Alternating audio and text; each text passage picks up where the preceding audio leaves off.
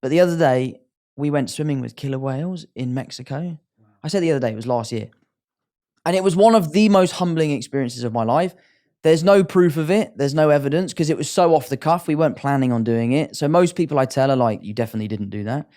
But we were in Mexico and we were on a boat and we just so happened to see this pod of orca.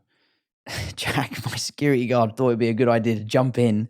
He jumped straight in, flippers on, goggles on, and we were driving to keep up with the whales because they were kind of following our boat. So by the time Jack had jumped in, he was like this. He was like 100 meters away, and you could see him, and the whales were like swimming around him.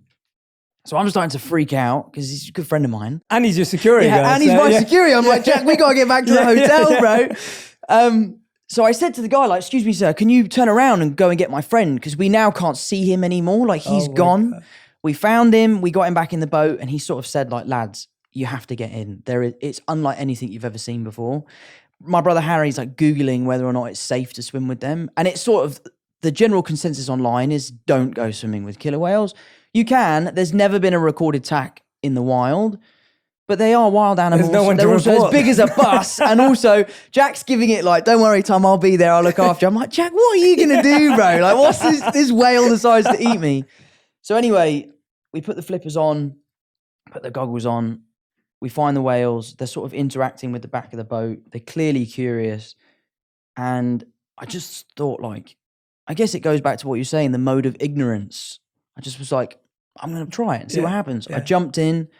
My brother jumped in, Jack jumped in. We kind of came together.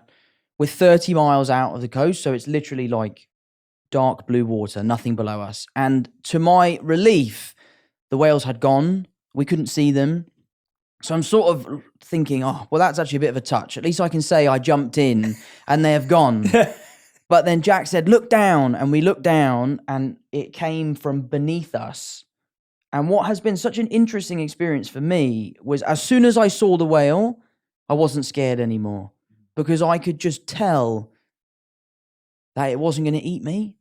I don't know how to explain it, but you could just see from its body language. I remember it so vividly. It swam up to us. It was maybe 10 meters below us, and it was kind of motionlessly sort of just looking at us. And then it kind of rolled on its back.